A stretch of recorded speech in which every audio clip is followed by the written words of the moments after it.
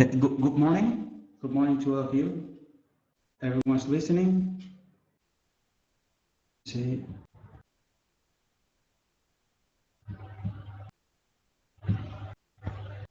Hello? Yes, everyone's listening.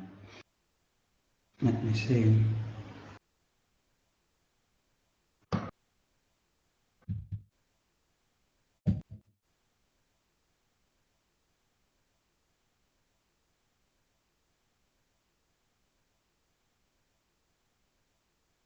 Yes, good morning.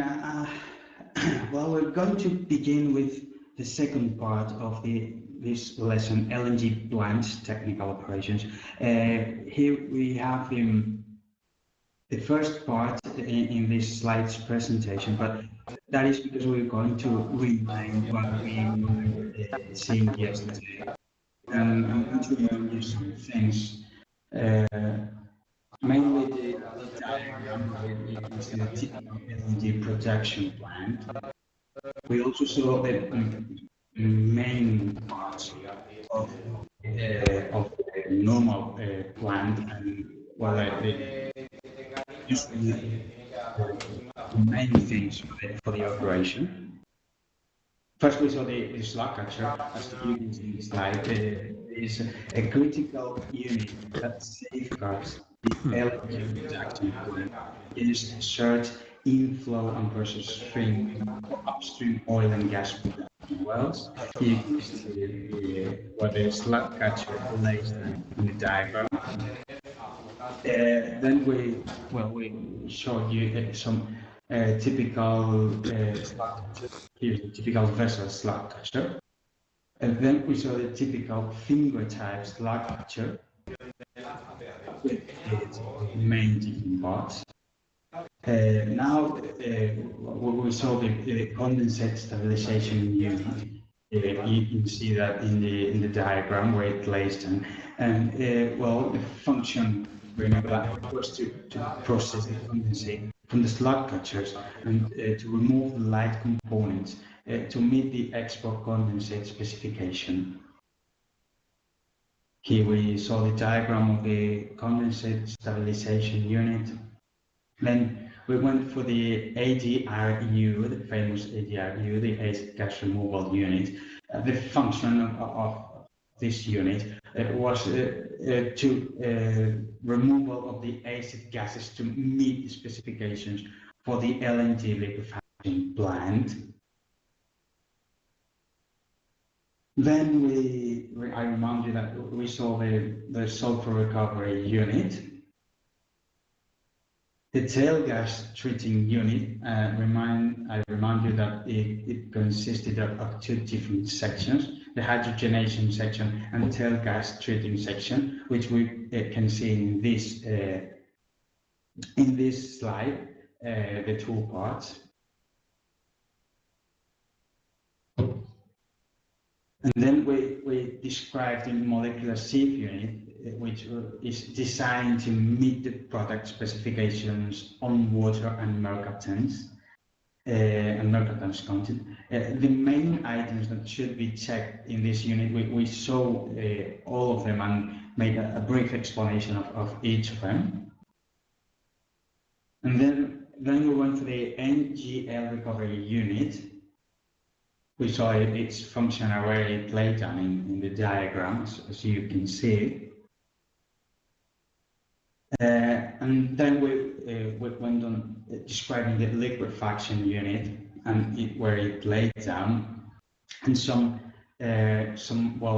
main features of this liquefaction unit, which were that first the LNG production throughput is controlled by the refrigeration from the mixed refrigerant system. This is just a summary of what we all saw yesterday. Then that the operation of the mixed refrigeration train is based on controlling the MR system refrigeration output by adjusting the vapor inventory mixed refrigerant composition. We can also read that the propane system refrigeration is designed to provide cooling to the mixed refrigerant, the feed gas and the condenser of the scrub column. And finally, LNG production zone down is achieved by venting lighter components at the HP and M are separate. We'll show some typical LNG storage tank operating pressures. And we left it here in the general startup sequence, which was, well, final of this presentation. We start the new one. We start the new one now. Part 2, which, as a slides presentation, it's quite short, but not the full explanation. Let's see. Well, we will leave it in the first slide because we're going to remind where we left yesterday. We left a general startup sequence. Well, concerning that, we could say that a successful startup requires planning and organization and experience and knowledge of all the staff.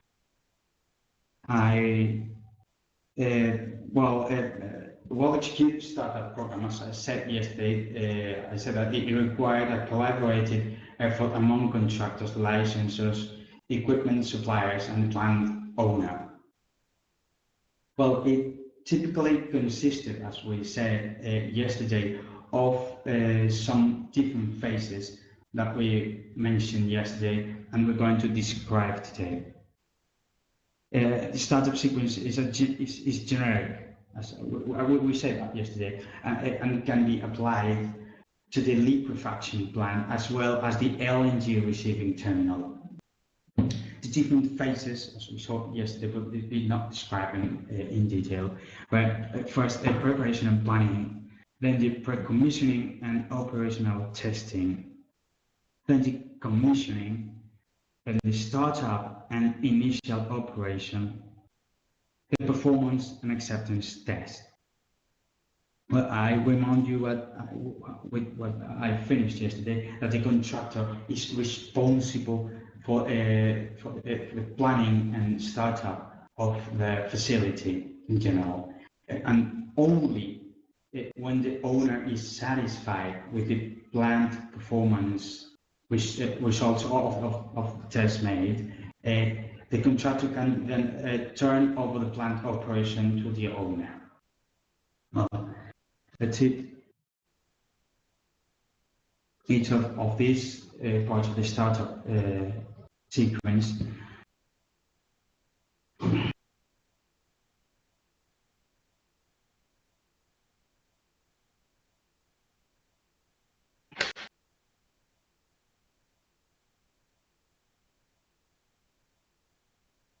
we start with the startup preparation. Well, in this concern, to set up the startup and planning, startup team must be assembled together. The members can be engineers from the contractor's home office, or they can be subcontractors. Most frequently, when the plant is located in a foreign country, it is required to hire locals as much as possible, and well, therefore, a well thought out training program must be implemented. The success of the plant startup depends on the concerted efforts from the contractors, licensors, equipment vendors, and the plant owner. This team works together throughout the project, from startup and commissioning to full production. All members of the team must be involved in the development of the startup procedure, including the training requirement. Typically, there is a commissioning manager or a lead commissioning engineer who will hire the commissioning team members and technical consultant. He is also responsible for training and developing safety and risk assessment, commissioning strategy, procedures, and checklists. A detailed plan and budget preparation is also prepared to be approved by the owner.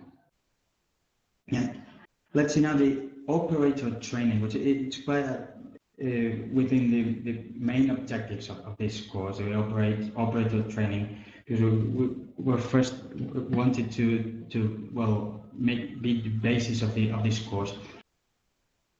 Typically, the operators are selected from the plant owner's organization, or they may be hired from external organizations.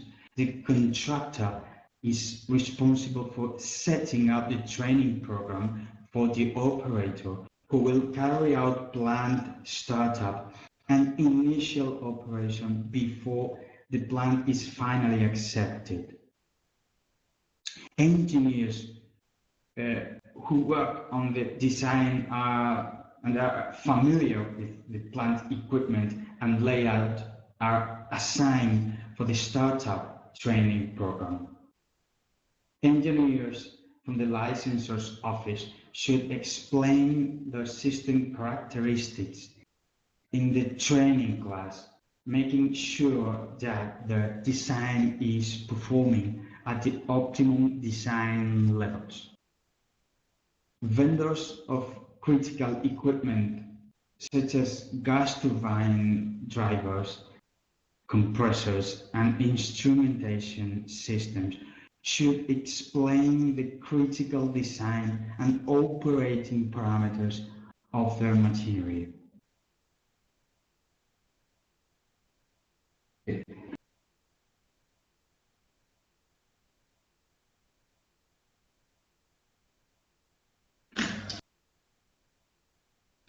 Now, there should be a startup work plan.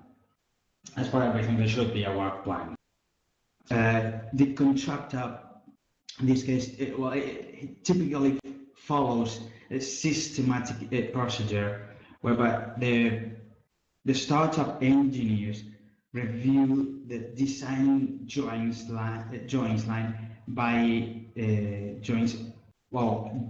line to confirm that the plant can be started up as planned. The design is reviewed for potential startup problems.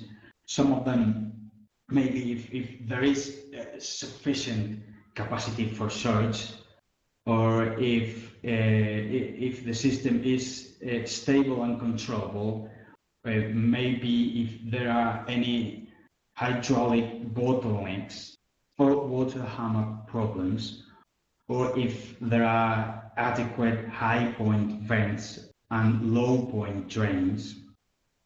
Maybe there could be, if there are sufficient dry up lines and methanol injections, or maybe if there are sufficient startup lines and bypasses for system fill, cool down, or even defrosting.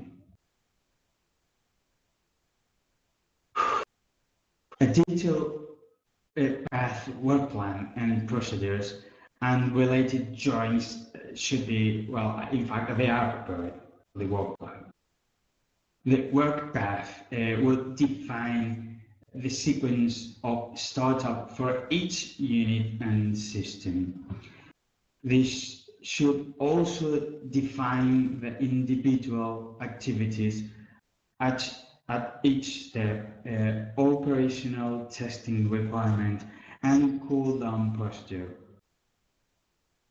The technical skills, labor, material, and equipment services are also identified. Typical milestones for LNG plant startup that should be checked could be the following that I'm going to mention. First, utility systems, off-site systems, inlet facilities pressurization, successful mechanical runs and testing on rotating equipment, and unit startup, molecular sieve dry startup, purge and dry out liquefaction equipment, purge and dry out LNG tanks, startup of refrigeration compressors, and a plant cool down, as well as also NGL production, LNG production, and the performance test and plant acceptance. Now the plant pre-commissioning that we mentioned before. Well, typical commissioning activities. I'm going to list them. More or less, I'll try to do it in kind of chronological order. The difference between pre-commissioning and commissioning is not hard and fast. First, we have the as-built P&ID check, then the safety study per startup, procedure review, safety study per startup, procedure review. I think I mentioned it twice. The utility systems commission, for example, air, steam, nitrogen, and fuel gas, and power and lighting systems energized, rotating equipment rotation check and alignment, equipment internal inspection, line by line punch out and punch list, installation of temporary strainers or screens, system pressure testing, line flushing, chemical cleaning, line blowing, instrument loop checking, install packing, seals, etc. We should introduce lubricants, etc. and load catalysts and chemicals. We should check precision of blinds and, of course, assemble documentation.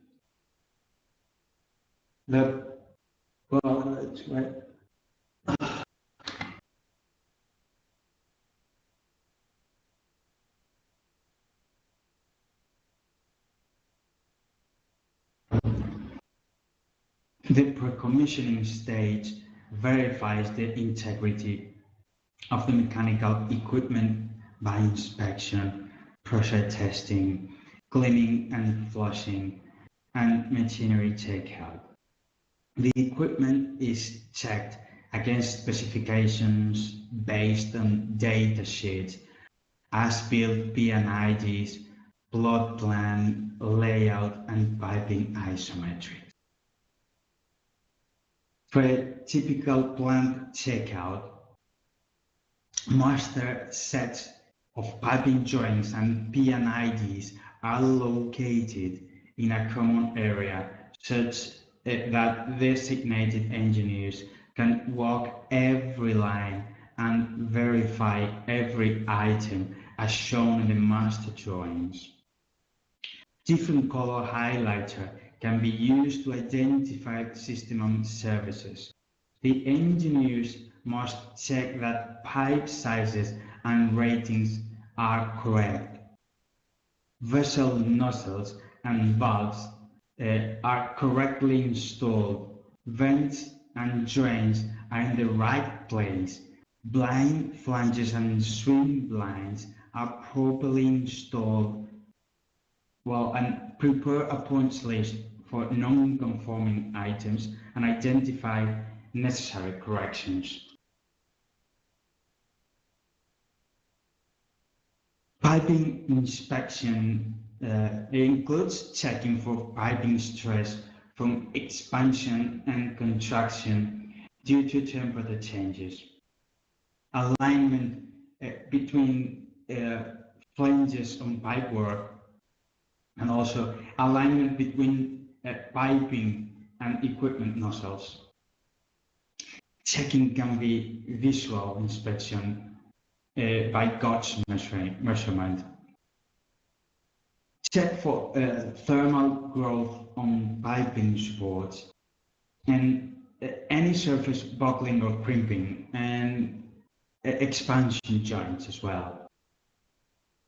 Vessel and column inspection includes verifying trays, packing, vessel internals, distributors, demisters, down comma, vortex breaker, and material of construction. Confirm all column internals have not been damaged during the installation. Pressure test inspection of equipment includes leak tests and verification of the design pressure to meet specifications and applicable codes and standards.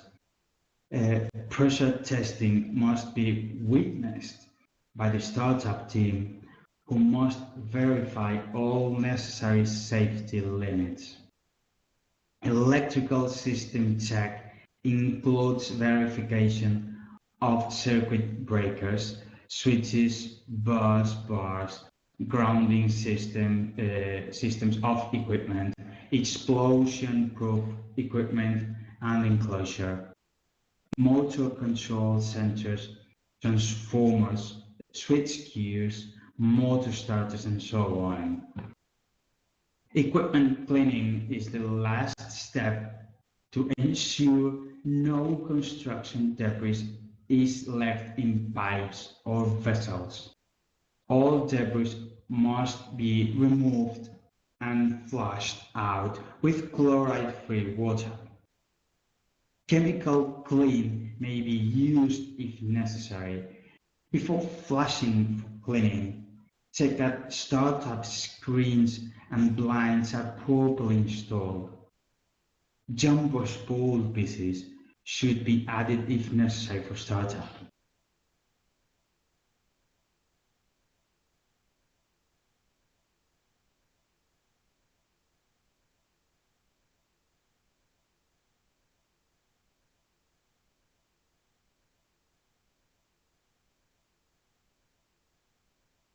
Now the plant commissioning. Let's see. Commissioning of the LNG production plant can be started when the equipment and piping system have been checked and verified, and basically consists of some steps I'm going to mention now. First up, close-up equipment, the dry out, the heater dry out, the rotating equipment running, purge plant with nitrogen, cool down, and then ready for startup.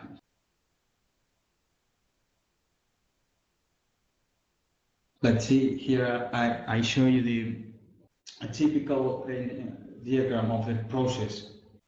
That, well, you can see the different parts. There is the gas removal, water and HG removal, scrap column, and liquefaction. Sorry. Well, first for the LNG plant startup, we first start with the LNG plant utility and offsite.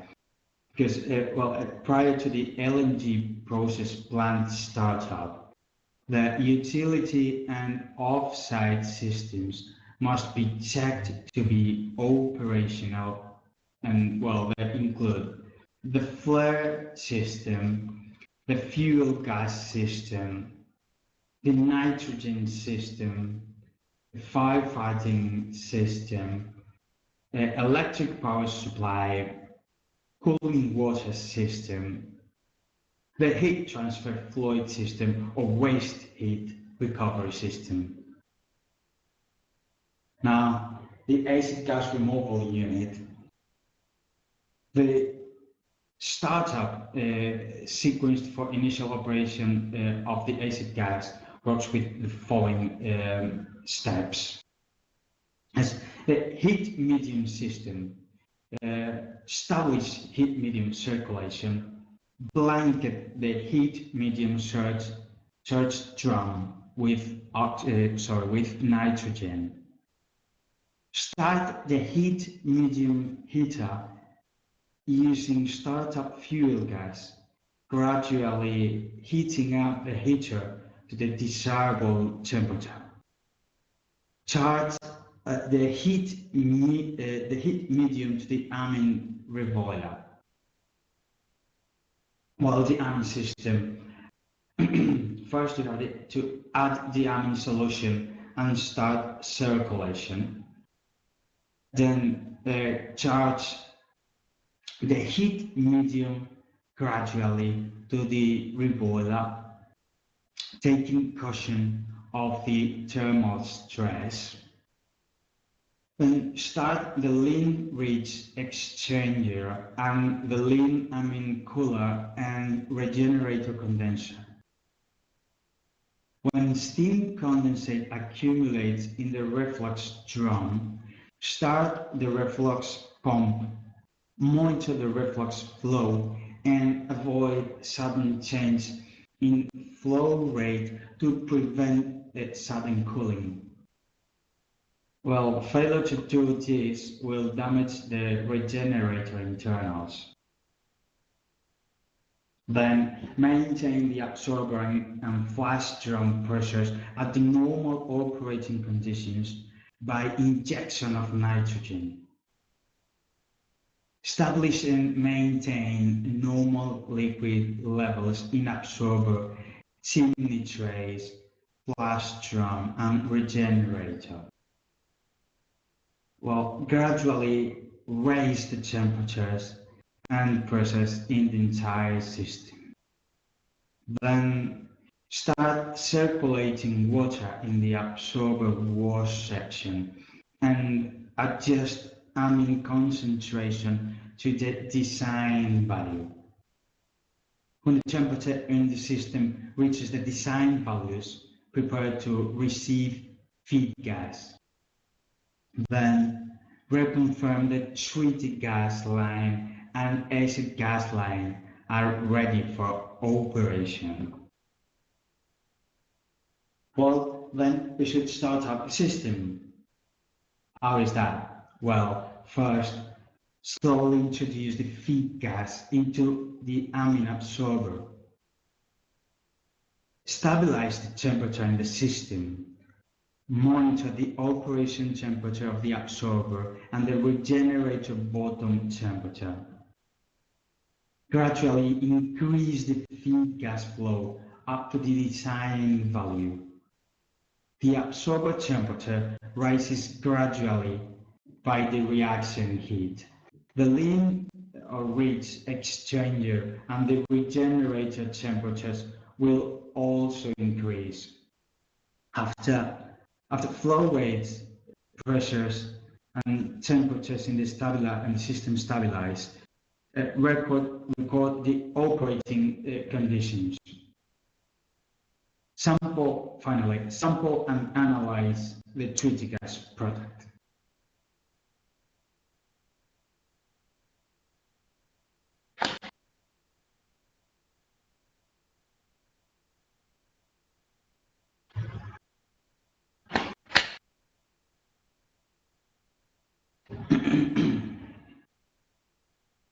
Well, now, the molecular sieve unit. The molecular sieve unit typically consists of 4 dehydrators packed with molecular sieves designed to meet the water, mercaptans, and other contaminant specifications for LNG production. The dehydrators follow an absorption regeneration cycle. Well, it can be operated on a 3-1 mode, 3 parallel beds on drain and 1 on regeneration and cooling, or a 2-2 mode. That means 2 parallel beds on drain and 1 on heating and 1 on cooling. The switching of beds is accomplished using a programmable logic controller that operates the corresponding valves. The direction of flow for the dehydration system has been designed so the absorption, depressurizing, and repressurizing steps are downward flow through the bed, and the heating and cooling steps are upward flow. For a 3-bed parallel operation, the approximate cycle time for absorption could be 18 hours, followed by a 6-hour regeneration cycle. The regeneration time typically comprises of a 20 to 30 minute depressurizing step, a 3-hour heating step, a 2-hour cooling step, and a 20 to 30 minute repressurizing step. The cycle times can be adjusted during a plant startup according to vendor recommendation. Well, now the depressurizing. Well, at the completion of the 18 hours absorption cycle, the bed must be depressurized to prepare for the regeneration cycle. The depressurization lines have flow restriction orifices to effectively limit the rate of depressurizing. Typically, the depressurizing rate should not exceed 75 psi per minute to prevent bed movement and fluidification. The gas will flow downward in the bed and should be depressurized in about 20 minutes.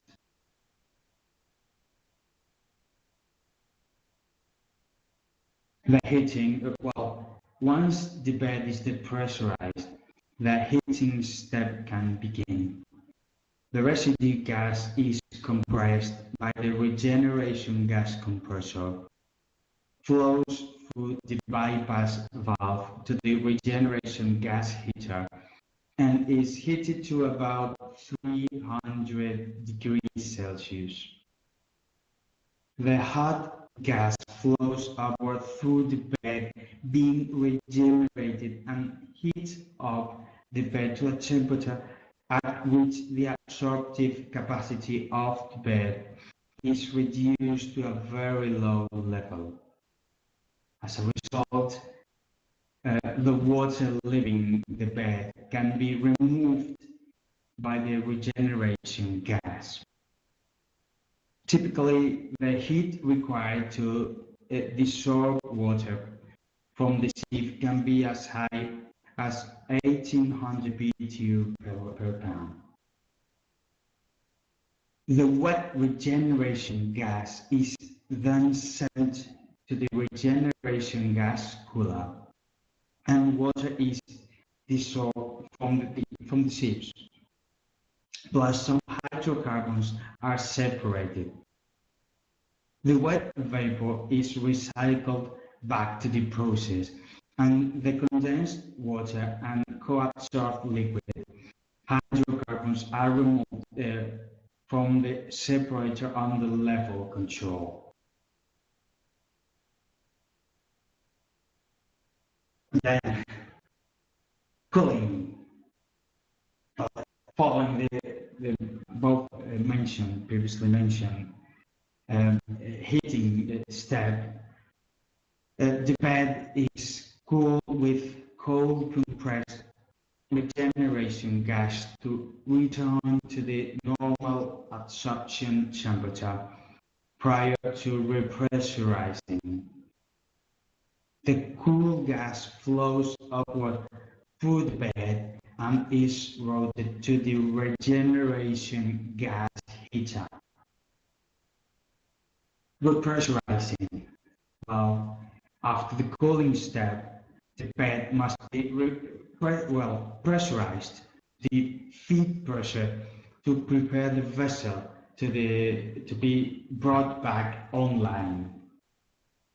The repressurization lines for the beds have flow restriction orifices to effectively limit the rate of repressurization to no more than 75 minutes.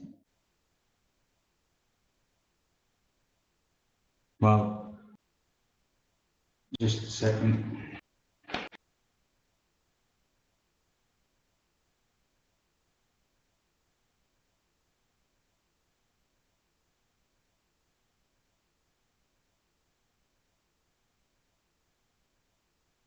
Well, the NGL recovery unit. Well, we already talked about this NGL recovery unit. I remind you that the system consists of a cold box, turbo expander, refrigeration unit, absorber, and dethanizer. Well, the startup for the NGL recovery unit starts with nitrogen purging, the cold box that houses the brazed aluminum feed gas core exchanger. Nitrogen can be provided with an inert gas generator and is necessary to avoid hydrocarbon accumulation within the box. The core exchanger is typically provided with internal distributors for methanol injection into inlet nozzles. The pressure drop across the exchanger and inlet filters should be monitored. If pressure drop increases above the design value, start methanol injection to remove the hydrate. When the feed gas is cooled sufficiently, liquid will form and will be collected in the expander suction drum. The liquid level is maintained through a level controller. A high level in the drum could cause liquid carryover into the into the gas phase. The high liquid level in the drum is monitored to avoid the liquid entrain into the expander suction. Methanol injection is started if pressure drop is excessive. The expander is directly coupled to the residue gas compressor. Therefore, the expansion work transferred from the vapor stream to the expander is used to drive the compressor. The plant can operate without the expander using the JT bypass valve. The bypass valve is normally closed and will open when the expander outlet line pressure is too low and when the machine is at its maximum allowable speed. Operation of the bypass valve is controlled by the pressure controller on the absorber overhead. The pressure of the absorber is maintained by a split range controller operating on the expander inlet guide vanes and the expander bypass JT valve. The bypass valve can pass the total gas flow in the case where the expander is down.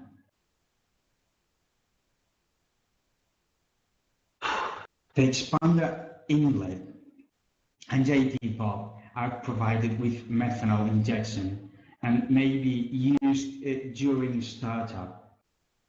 The absorber, dethanizer, and condenser system are also provided with methanol injection, which is required during startup. The absorber is designed to recover most of the propane in the feed gas. The absorber bottom is sent to the dethanizer. The reflux to the absorber is provided by the reflux from the dethanizer after being cooled in the absorber flux exchanger. The feed streams to the absorber consist of two-phase streams, one from the expander and one from the expander suction drum. Liquid formed in the bottom of the absorber is pumped to the dethanizer using a level controller. The residue gas stream is sent to the cold box to heat exchange with the dehydrated feed gas. The residue gas is then sent to the compressor expander suction drum and compressed by the compressor and residue gas compressor to the LNG liquefaction plant. The residue gas compressors are controlled by capacity via a master plant capacity controller to meet the sales gas production demand. The compressor is provided with a high pressure gas header pressure shutdown protection. The compressor has an anti-surge system to protect the compressor from surge. The anti-surge system uses suction flow, suction and discharge pressures, and temperature to predict surge and operate the anti-surge spillback valve. The anti-surge flow is cooled and recycled back to the suction.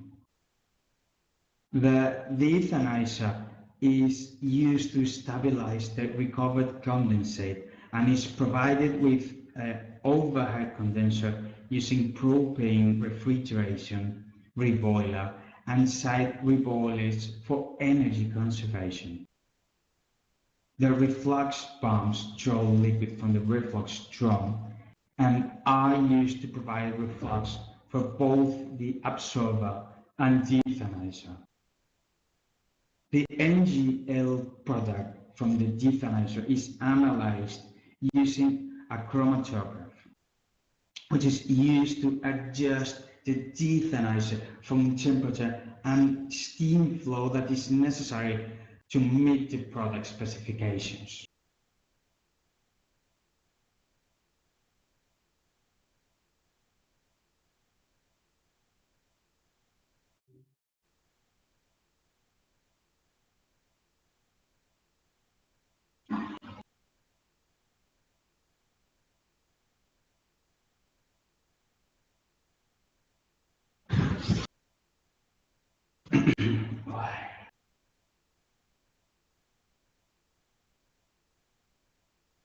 The liquefaction unit, let's see.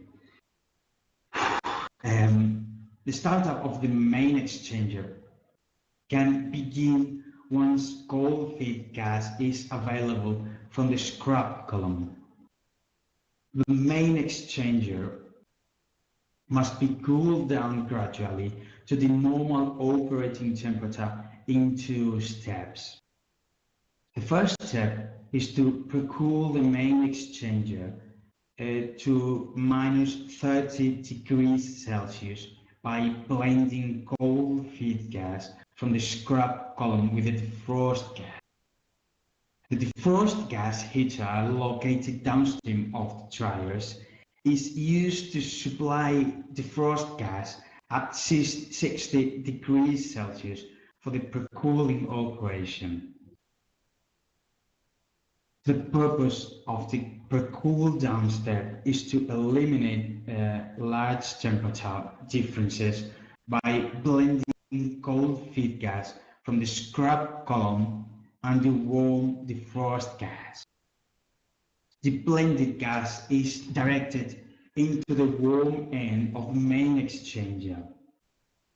The blended gas flows upward through the shell of the main exchanger, simultaneously cooling the shell and tube circuits. The warm gas is vented at the cold end of the main exchanger. The MR compressors are charged with feed gas from the scrap column and started up. The exchanger JT valves are opened to start circulation through the MR circuit, which slowly cools the exchangers to the operating temperatures. The blended gas temperature is gradually lowered by reducing the warm defrost gas to cold gas flow ratio until the blended temperature is at -30 degrees Celsius. The high pressure MR piping is then cooled by opening the JT valves and vented at the warm end. The MR separator is pre-cooled by circulating the defrost gas through the evaporators that is chilled by propane refrigeration. Once the system has been cooled down to -20 degrees Celsius, all vent, drain, and defrost connections are closed. The MR compressors are started with the main exchanger isolated. The MRJT valves are open to continue the cool down. The cool down rate is controlled by manually adjusting the JT valves. Typically, maximum cool down rate is 28 degrees Celsius per hour, with initial cool down limited to 17 degrees Celsius per hour. As the exchanger cools down and liquid accumulates in the MR system, a cold feed gas is added to the suction of the MR compressor to maintain the suction pressure. Once the cold end of the exchanger is chilled down to the LNG temperatures, the LNG startup valve is open to begin LNG production. Nitrogen, ethane, and propane are added to the MR circuit to achieve the design MR composition. LNG production is increased as more refrigeration becomes available.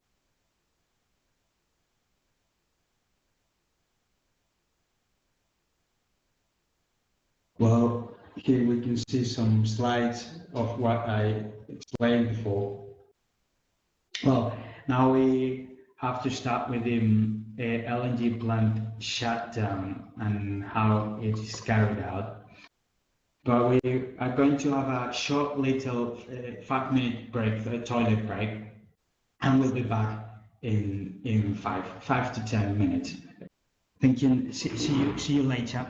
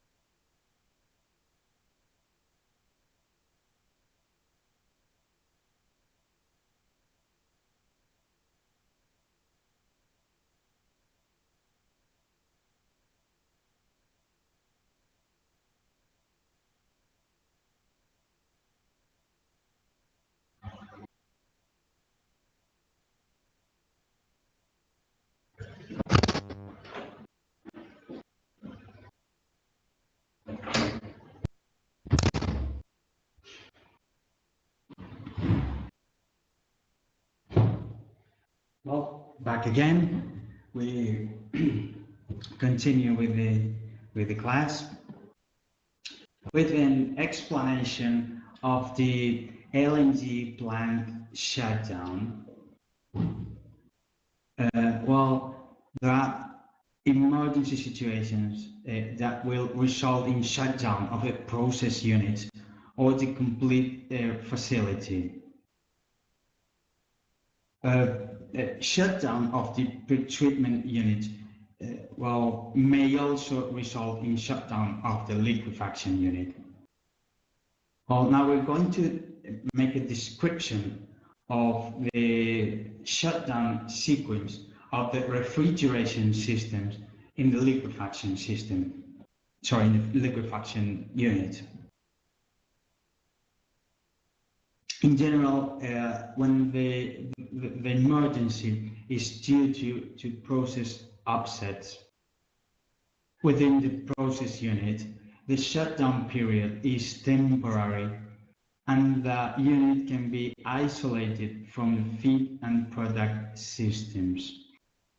Heating to the unit will stop and the unit is placed on hold. Pumps and compressors will be loaded and placed on recycle or can be stopped if necessary. If extended shutdown is expected, the unit inventory can be depressured to the flare.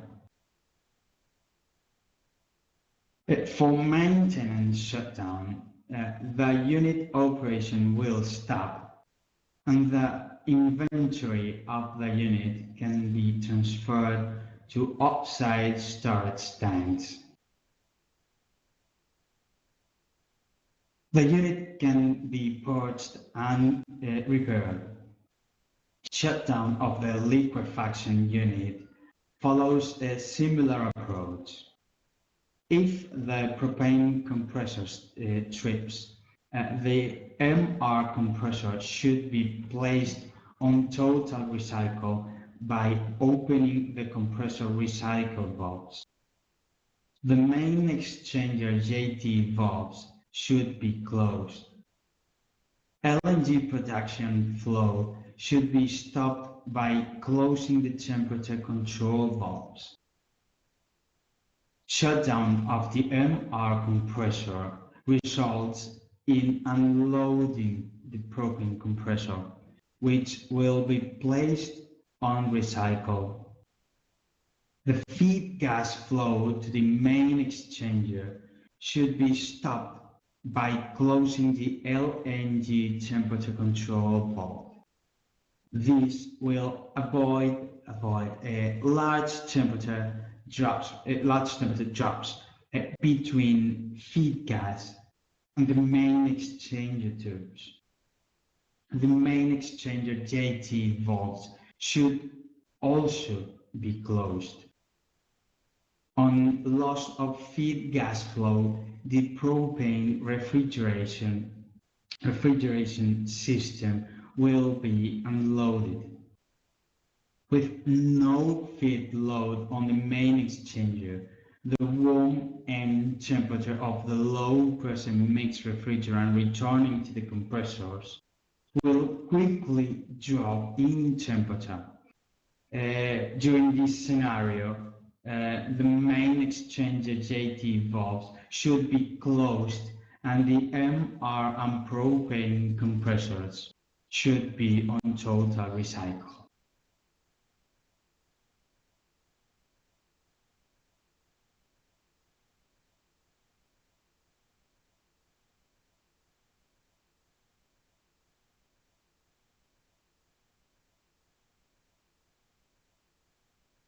Now, the performance and acceptance test. Well, once the plant is fully operational, the performance tests can be started to prove the facility plant can meet the plant capacity and ship transfer rate and send out rate with quality as designed. During the test runs, values of each independent variable, such as flow, composition, temperature, and pressure, must be recorded. The plant is brought up to those conditions shown on the heat and mass balance table. If the plant feed gas or LNG is different than design, a process simulation may be required to establish the optimum operating conditions. During the test, the plant operating conditions are maintained reasonably constant, and there is repeatability of the data. Daily material and energy balances should be collected and analyzed for agreement with the guarantee values. The test results must be confirmed by the plant test engineers and the operators. When the plant has met the performance and acceptance test requirements as set up by the commissioning team, there is usually a formal acceptance process involving signing of acceptance documents. Once the plant is accepted, it is officially considered part of the normal operations and becomes the responsibility of operations and maintenance. It is also a common practice to prove performance repeatability and plant integrity as part of the performance test, such as shutdown and startup in different times to the test conditions to prove plant repeatability. Reinspection of critical process equipment may be necessary to ensure that they have not been damaged during test run. Formal acceptance represents formal acknowledgement that the contractor has fulfilled their contractual obligation and the commissioning team has completed their assignment. The capital project is deemed complete and can be transferred to the owner. Well, now we're going to describe the LNG regasification terminal normal operation. As we can see in the slide, we can see the main operating variables.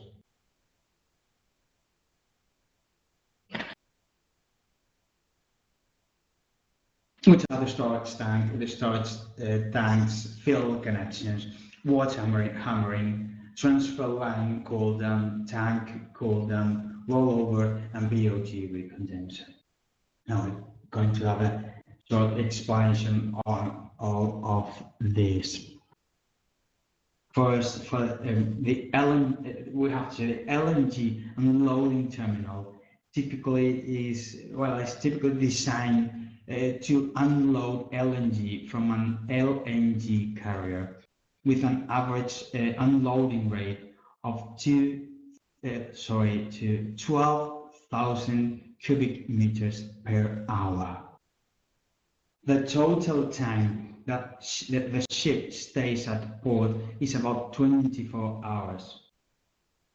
Detailed description of the LNG regasification terminal is, well, let me say, divided in the key variables that I already mentioned. During ship unloading, vapor is returned to the ship to replenish the unloaded volume from the ship in order to avoid vacuum conditions. To meet the hydraulic requirement, the storage tank must operate at a higher pressure, typically to about 8 to 10 kilopascals higher than the ship, in order to avoid the use of a vapor compressor. Some of the key operating variables to maintain the tank under the design pressure limits are shown in these key variables that, well, I'm trying to summarize here. First, the storage tank. A typical LNG tank operating conditions. Well, the normal operating pressure is more or less set at 10 kpeg. During ship unloading, the pressure needs to be increased to the maximum pressure of 25 kpeg.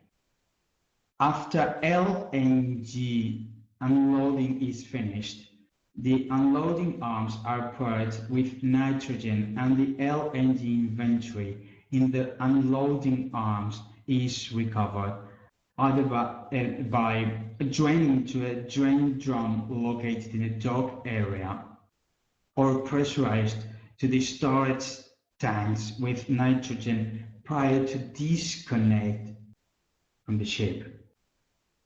Then the storage tanks fill connections. Well, LNG storage tanks can be filled with top or bottom connections during LNG unloading. Internal piping is configured to permit top and bottom loading. The top loading operation typically is done via a spray device or splash plate to promote flushing and mixing of the unloaded LNG with the LNG inventory in the tank. The bottom loading operation is done using a standpipe that directs the liquid to the bottom of the tank. When unloading a lighter LNG, it should be unloaded into the bottom of the storage tank to enhance mixing. Similarly, when unloading a heavier LNG, it should be unloaded from the top.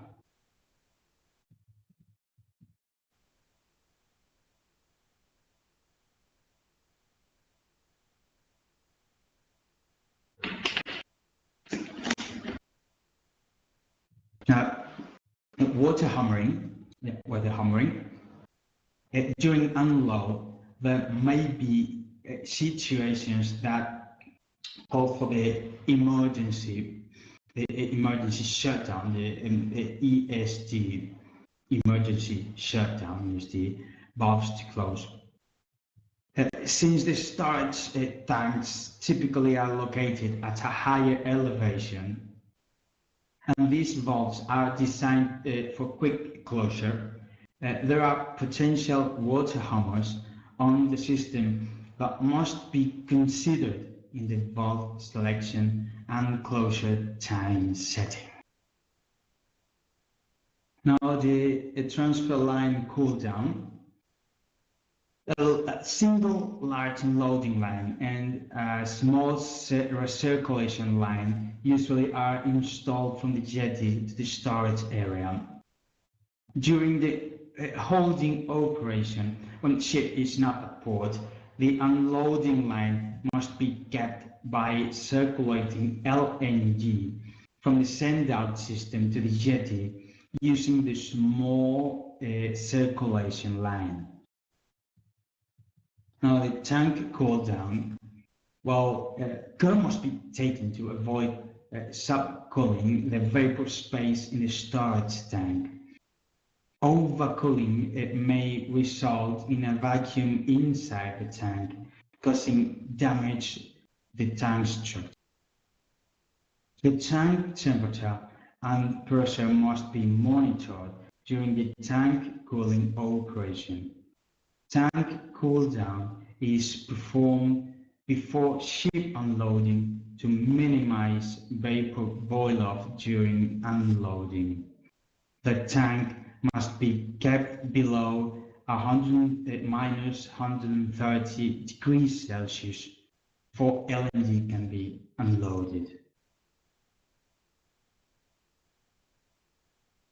Now, the rollover, the rollover, well, top filling with LNG of varying density could result in exceptional circumstances in stratification of the LNG inside the tank, which may eventually lead to tank rollover in another instance. When LNG inventory is stored for a long duration, the top layer of liquid is slowly watered by vaporization in the form of boil-off gas, and its composition becomes richer and heavier than the lower layer.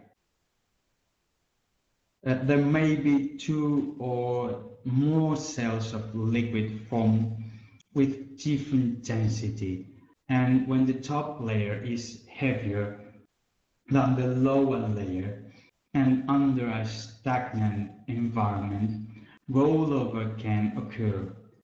Rollover is the spontaneous mixing of these two layers, which will result in the release of a significant amount of vapor in a short time, which may result in overpressure and lifting of tank valves.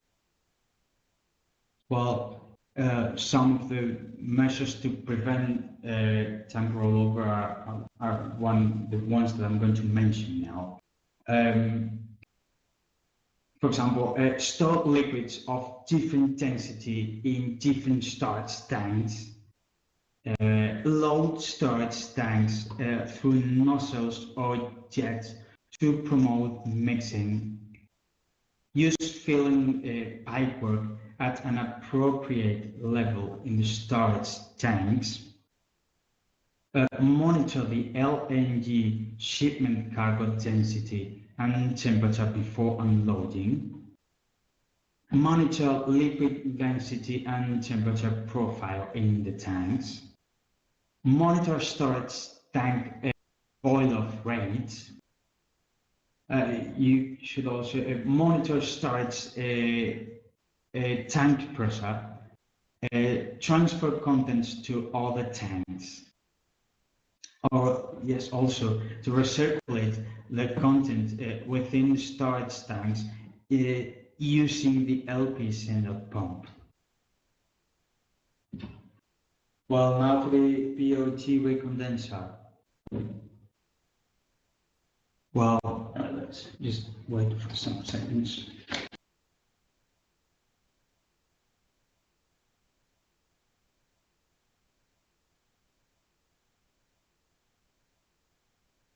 Vapor generation from the LNG tanks varies significantly between the ship unloading and holding operations.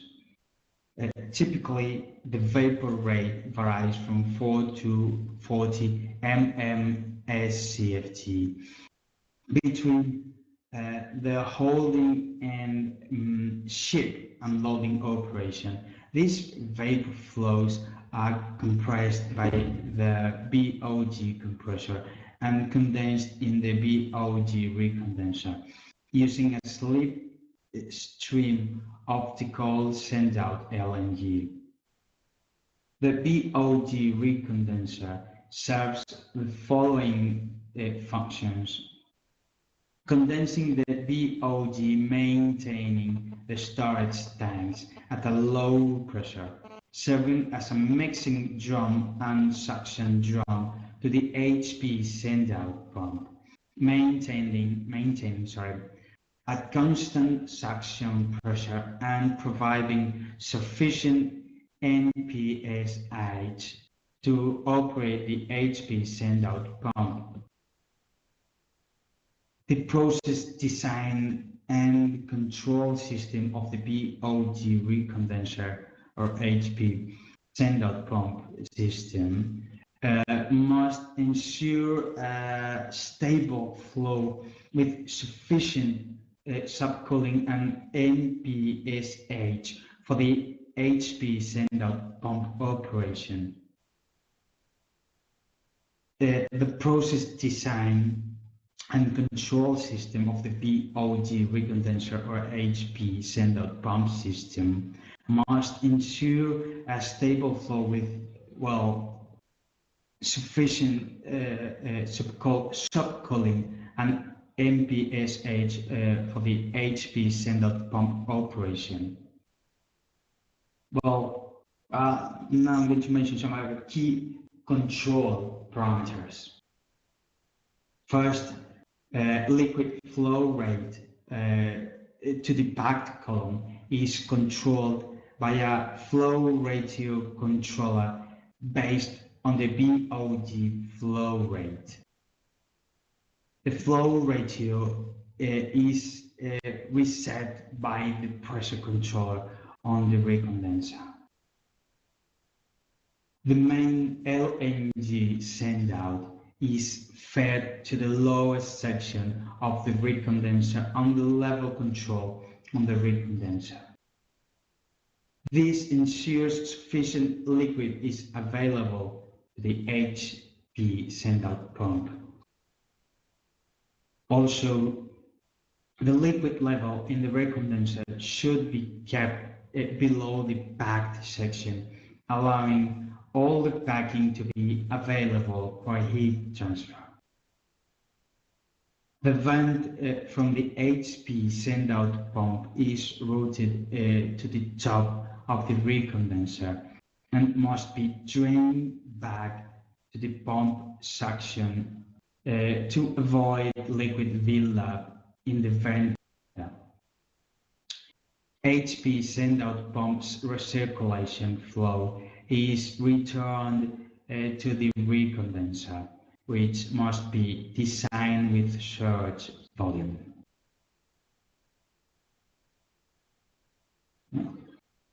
Now we got the LNG regasification terminal startup. As you can see here in the slide, the startup of the LNG regasification terminal is simpler than the liquefaction plant, but the basic pre-commissioning and commissioning procedures are quite similar. The units that need to be started up are the LNG unloading system. LNG unloading system, the LNG storage tank, the LP pump and recondenser, HP pump, vaporizers, and sales gas piping system. You can see the process flow diagram for a typical LNG regasification terminal in the slide shown on the screen right now. Let's see. When the unit is fully commissioned, the equipment should be under positive nitrogen pressure.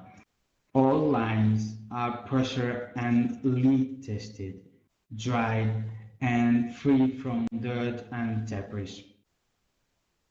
The LNG terminal is now ready to be cooled down and started up as described now. First, the preparation of flare. First, to ensure plant safety, the first step in starting up an LNG receiving terminal is purging equipment and piping with nitrogen. All equipment should be purged to the flare to ensure oxygen is removed from the equipment. and the positive nitrogen pressure is maintained to prevent air ingress from the flare. After the flare header is purged, the flare tip can be started. If no fuel gas is available for the firing of the flare pilot, propane from propane bottles can be used. Now, the cool down of unloading system. After arrival and mooring of first LNG carrier, the vapor return arm and the unloading arms can be connected to the LNG carrier. In order to cool down the LNG unloading arms, LNG boil of gas is routed via the unloading arms through the empty LNG storage tank to the flare. This cold gas from the LNG carrier slowly cools down the unloading arms and the unloading lines. When the system is cooled, one of the LNG carrier's pumps can be started on recirculation while LNG is introduced slowly to the LNG unloading system. The flash vapor is routed via the LNG storage tank to the flare. No return vapor is available since the BOG compressor is not yet operating. The LNG carrier is equipped with its own vaporizer to produce its own boil of gas for tank pressure control and fuel gas requirement.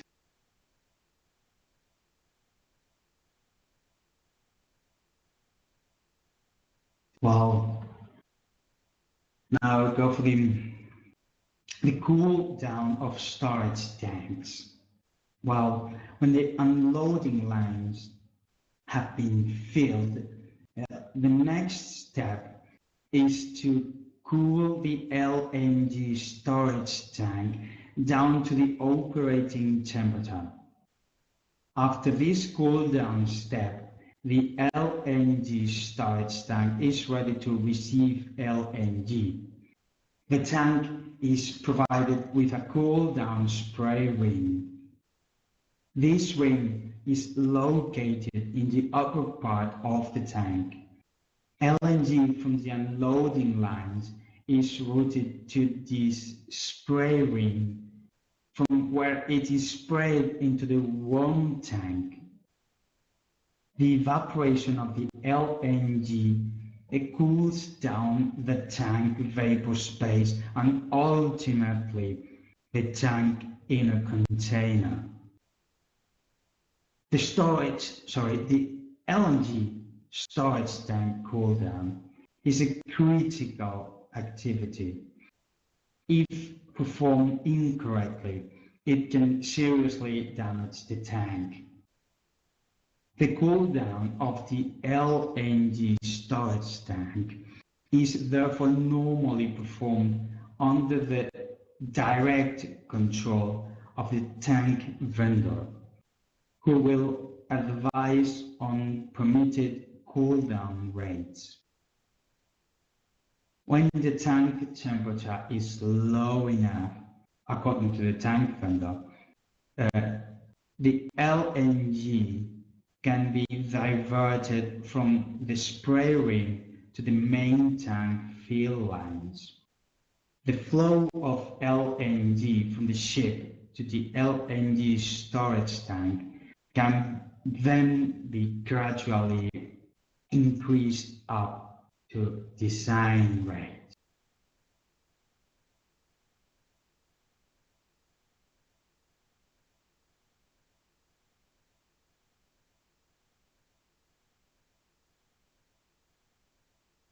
Well, now go for the BOG compressor or recondenser. Well, let's say after the nitrogen is sufficiently vented from the LNG storage tank, one BOG compressor can be started with the minimum flow control valve using valve unloaders.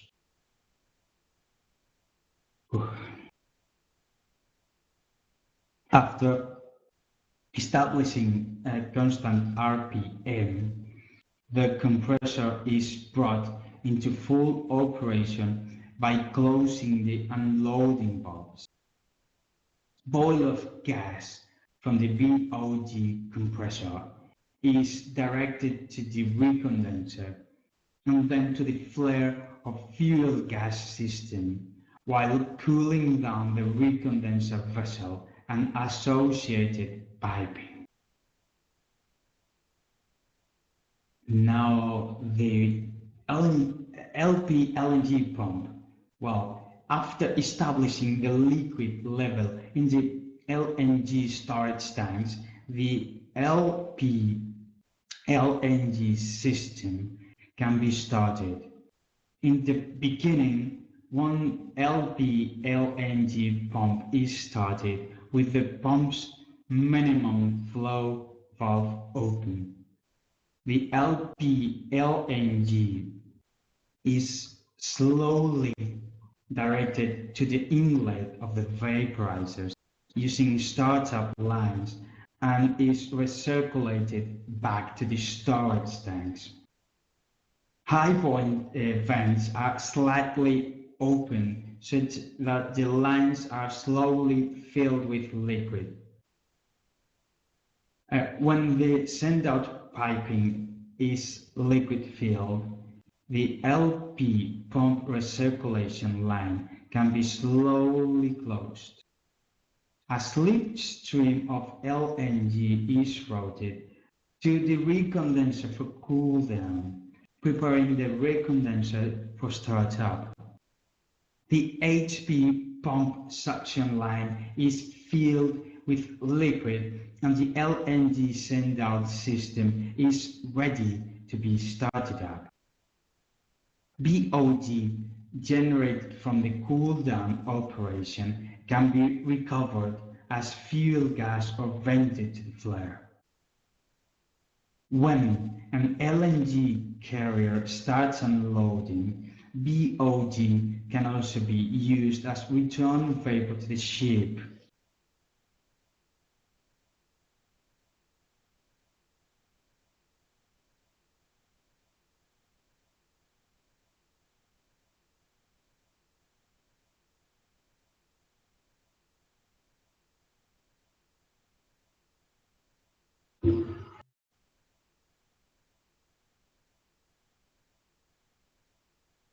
Well, now we're going to describe the HP LNG pumps and vaporizers.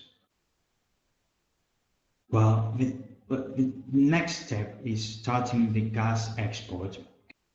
If submerged combustion vaporizers are used, start the burners as required.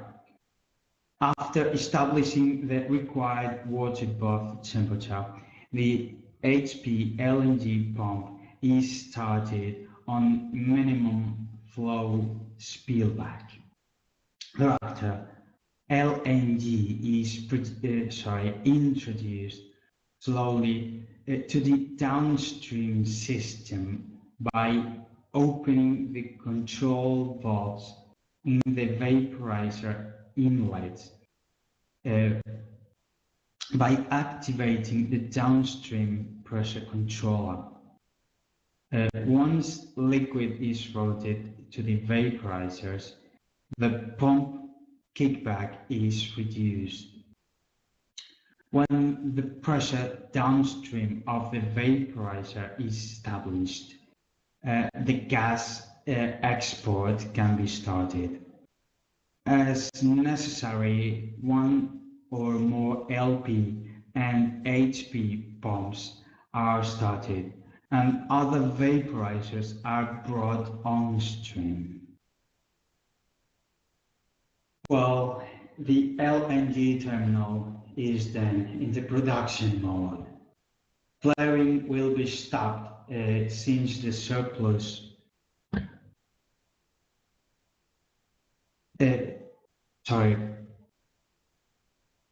flaring will be stopped since the surplus BOT can be condensed.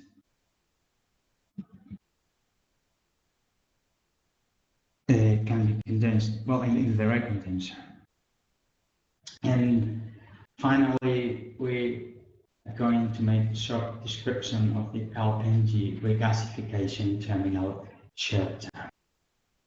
Normally, an LNG regasification terminal, the equipment maintenance is very minimal, except the high HP LNG pumps. However, in case of emergency, the facility must be safely shut down to place the LNG system on a standby mode. During this situation, the EST pods will operate to isolate the LNG facility from the LNG cargo ship and the natural gas pipeline. The LP and HP LNG pumps will stop with the recirculation valves open to the LNG storage tank. The inlet valves to the vaporizers will be closed. The heat source to the vaporizers will be stopped. The BOD compressor will stop with the recycle valve open. Excess BOD will be vented to the flare system. And finally, the LNG unloading arms shutdown valves will be closed and the LNG transfer will be stopped. Well, we have to consider this lesson as finished. Don't worry about well, sometimes the explanation of these concepts are very difficult, and I know that the background of all of you are not exactly chemical engineers or industrial engineers. Well, I was trying to give a full explanation, but the main concept that you have to get into you are those included in the presentations that will be uploaded in the LMS for this TrainMoS II project. Okay. That's all for now. Thank you very much to all of you. Bye-bye.